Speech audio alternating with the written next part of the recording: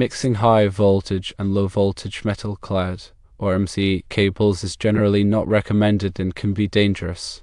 There are several reasons why mixing these cables is not a good practice.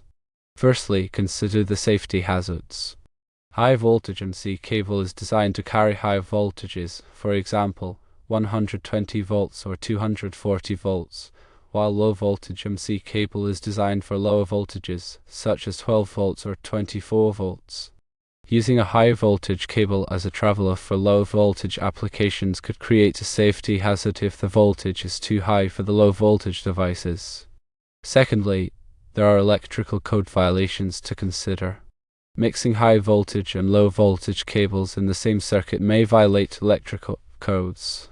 Electrical codes specify the appropriate types of cables to be used for different applications based on voltage and power requirements. Thirdly, there are grounding issues that can arise. The grounded wires in high voltage and low voltage MC cables are different colors. High voltage usually utilizes a gray grounded wire, while low voltage commonly utilizes a white grounded wire. Mixing these colors could create grounding issues and interfere with the proper operation of electrical devices. Instead of using different types of MC cables to differentiate between travelers and commons in switch wiring, consider alternative solutions to identify switch wiring.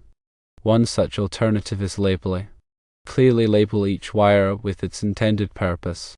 For example, label them as Traveler 1, Traveler 2, and Common.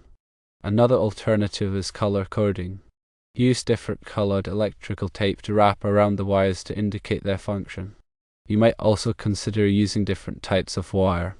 For example, use solid core wire for travelers and stranded wire for commons.